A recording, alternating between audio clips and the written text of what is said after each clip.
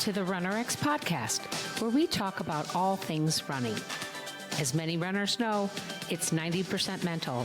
So join Coach Valerie and Coach Caroline as we go through the mental side of running. Welcome back to the RunRX podcast. I'm your host, Coach Caroline, and I'm here with Coach Valerie. Coach Valerie, was it an article you read about our Gluteus Maximus? Well, just so you know, I got to bring this up. I always think it's funny because as a running marketer, I use the word glutes, and I'll tell you, Grammarly and all the other bots out there, they don't think the word glutes exists. Just so you know. So you have to actually say Gluteus Maximus. That's so funny because I did a reel this morning and it translated for me, and I'm talking about shin splints. And it translated to shin splints, S-P-L-A-N-T-S. And I'm like, it's got to be my Texan accent. Yeah. So everyone's going to see that and think, what's a splant? So, it's interesting. Not only have I read all the time, but this is, Caroline, you were told this by a coach. What did your coach tell you one time? So my coach, we were running hills, and he told me that my glutes weren't firing, and then I needed to squeeze my butt as I wanted to propel myself up the hill.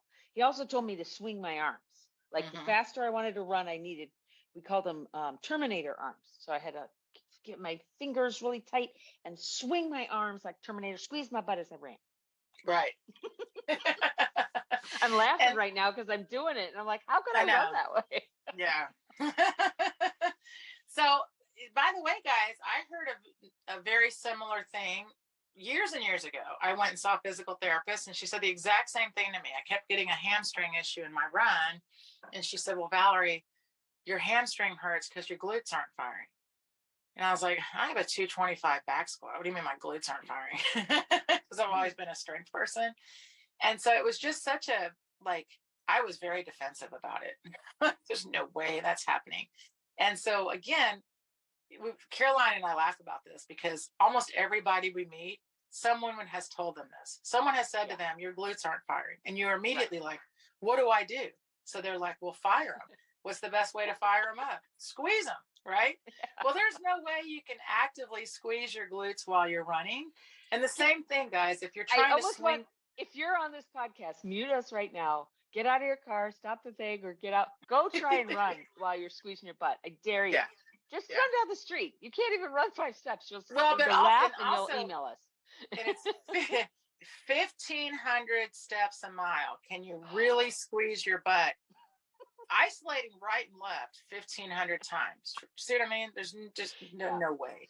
So the funny part is, though, is because we're control freaks, we think that's correct. Right. So if someone says to you, well, try to squeeze your glutes, you're going to think it, and which is fine. I mean, when you start to think about what people say, then you can kind of giggle. Same thing, like someone saying to you, pump your arms real hard as you go up this hill. You're already working against gravity. Why would you want to add more work? And that's another challenge, right? So here's the thing. Why do we hear this glutes not firing thing all the time? The reality is that if you're standing up, just so you guys know, your glutes are on. If you are upright, your glutes are actually on. Otherwise, you wouldn't be upright. Because what does your glutes do? They hold your body upright. Right. When you're sitting, obviously, they're just sitting. They're relaxed, right? So you're holding yourself up with what? Basically, your core, your back. But when you stand, your glutes act to hold you up. So if someone says to you, your glutes are not firing, what's actually happening is instead of standing upright, you're more than likely bent slightly over. Yeah. So what happens is, as soon as your head and shoulders are in front of your hips are now having to do more work. They're now loaded. So instead of the glute just being able to do its job of holding you up, now not only is it can't just hold you up because you're forward. So then other muscles, usually your back and your hips, your hip flexors, will try to start engaging to try to bring you back upright. So the cue really needs to be, get back in your line, put yourself back in your line. 99% of the people we work with that are told their glutes are not firing, have, in fact, nothing wrong with their glutes. It's not a strength issue with their glutes. It's simply how they're holding themselves while they're running. And that's the hardest part, because what your coach should be saying to you is try to hold your line, hold your ears, shoulders, hips in line. So if your glutes are not firing, you're feeling this pain in your hip, or you're feeling your pain in your hamstring, it's really you're running, how you're holding your body up more than. So then what do we do, right? What does everybody do immediately? I'm going to do 1,000 squats and glutes bridges. Yeah. Yeah. We used to joke about that because I was traveling a lot at that time. I used to say that I had buns of steel and they were going to set off the detectors. Remember abs of steel? I was going to set off the detectors with my buns of steel. Right. And by the way, we love glute bridges and squats. So don't get us wrong. Yeah. We are strength people. But would you look at the top, the first row of marathoners, the winners? Do you look at any of those guys or ladies and think, wow, they do so many squats? No, they have minimal, they have only enough that they need to run. And that's very specific for them. But you understand that it's not that you need more muscle. It's not that you need, everyone says to me, it must be because they're weak. They're not weak. You just have to learn how to hold yourself up. And you have to do strength exercises, of course, to be able to hold yourself up, right? Very important. We know this. And once you learn how to hold yourself up in your run and only pull your foot, all of a sudden the glute is able to do its job. That's the difference, is that the way you were holding yourself before, those poor glutes were being loaded, the back was being loaded, the hips were being loaded, so everything was getting fatigued. And that's what we have to work on changing, is one, understanding why are the glutes upset with me, or why are they not firing? And it's because of my position. How do I get them to fire? 2 ways. You put yourself in the right position and you do the strength work to hold that position. That's really where those strength exercises come in. And it's not about having to do a whole bunch of them. It's about doing enough to be able to hold your body up so the glutes can fire when they need to. Right. So can we talk about that for a second? You just mentioned this idea that, I'm strong enough, right, to hold myself up. People say that all the time. We get so many people that come to us and say, my hips aren't strong enough, or my knees not strong enough, or I need to do core work and all of this. And you and I will talk privately, which is of course what created these podcasts. So we're going to now take our private conversations public. And usually what you'll say is, if you didn't have core strength, you wouldn't be able to stand upright at all, right? You wouldn't be able to walk around the block. You have the strength. 99% of us have the strength we need. We just aren't using it properly. We're not focusing it. Is that the right way to say it? Or is it like? Yeah, I mean, what's amazing, guys, it's like when people say to me, let's use squats. Okay, that's an easy strength exercise. And just like running, people will say, squats hurt my knees. Running hurts my knees, squats hurt my knees. I hear this all the time. So I must have weak knees. See, so then I should do exercises to strengthen my knee. And I'm like, your knee doesn't have any muscle. Your knee's a joint. So if your knees are hurting, you're probably doing an incorrect movement in your squat.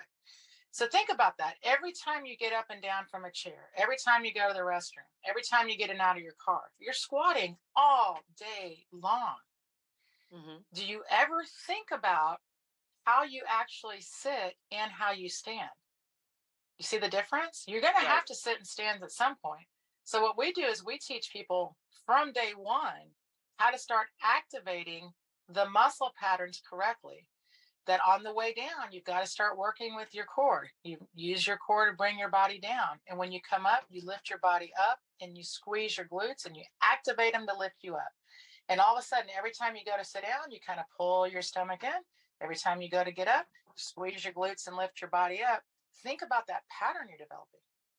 That's what's really great. And then, by the way, when you go to do your strength exercises, say you go to the gym, or of course, if you do ours, but either way, whatever you go do, you want to build those same patterns into those movements. So it's really important that you don't just, I always tell people, don't just think if I do sit-ups, it's going to make me a better runner. See what I mean? You'll get better at sit-ups or planks. People always say, oh, I'm going to do holding planks. Well, at what point in your run are you holding a plank? See what I mean? There's nothing wrong with these exercises. Don't get me wrong. But what we try to teach people is how why are you doing them, right? And Mhm. if I'm doing something specifically for my movement pattern, especially running, then go ahead and use that same movement pattern in how you sit, how you stand, how you hold yourself. So when you're running for whether it's 1 mile or hours for marathons, you really are able to hold yourself up. Right. And that's what people need to realize. Now, let's go back to the firing of the glutes and the the arms swishing and stuff like that. And let's talk about that for a second, because you were saying that it's not incorrect. It's just kind of, it's backwards, isn't it? Like, moving my Yes, arms isn't going to make me run faster. It's pulling my feet. But pulling my feet, if I'm focusing on my pull and I'm focusing on keeping my body in line, my arms, if I don't try to move them, right, if I let them just relax, will naturally move faster, right? So it's and not that it's 100%. wrong. It's just that they're looking at what the outcome is, which is my arms are moving faster when I run faster. Therefore, if you move your arms faster, you run faster. No, Correct. it's backwards. Correct. So can And we it's talk so about that? hard, right? Yeah. And again, guys, this is something that you can practice really on your own, is that if you do a movement in place and you do not travel, it's not going to help you travel when you're moving. So, meaning if you stand still and just pump Mhm. your arms are just going to get tired, but you didn't go anywhere. By the Right. way, same thing. If you just stay in place and pull your feet really high, really quick, you also, right, don't go Hmm. anywhere. So Hmm. we tell people it's not about trying to add more movement. It's about trying to make sure your line is right. And if you're pulling in place and you lift your body up like we show you, first of all, you're right. If you hold your torso lifted and relax your shoulders, you'll naturally, even in place, you'll feel the arms naturally swing. And if you start to pull faster or higher, the arms balance your legs. So they respond to the movement of your legs. So your arms are absolutely, your feet move quicker, your arms move quicker. And the best part is you can practice that in place. So you can feel that byproduct. And then as soon as you understand, well, we teach you how to accelerate running, how to fall. When you put them both together and you're out running, you don't think about how fast are my arms swinging. It doesn't matter. You Hmm. think about my foot pulling and you let go of your upper, you let go of that tension, and all of a sudden your arms are just swinging without having to think about it. But isn't that strange? Like Yeah. you have to like know it first. You have to think it first so that it kind of makes sense. Then you have to feel it and then you'll accept it. Well, and I want to just wrap it up by saying, guys, this is what, like, got me so jazzed about RunRX and working with Valerie and became her business partner, is because when you look at, okay, so I've got I've got the strength. I can hold myself upright. Okay. I need to have good posture, right? I need to be in line.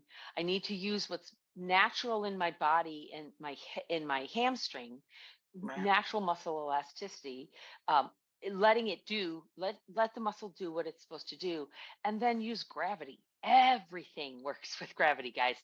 There's nothing in this world that Right. isn't affected by gravity. So, oh my God, everything, we have it all. When I realized that it doesn't matter anything about you, it doesn't matter where you came from, doesn't matter who you are, doesn't matter how big you are, doesn't matter how small you are, short, tall, whatever. It's truly like universal. It just became like everybody can do it, and that's really what I want. That what makes me jazzed is, stop limiting yourself, stop coming up with those things that I can't do this, or I don't have enough strength, or I saying those things to yourself that aren't true, and realize that no, gravity, muscle elasticity, and posture, we all got it. We can all do it. We can all get better at it. Definitely. Thanks, guys, and we'll talk to you next week. Thank you for joining us on the RunRX podcast.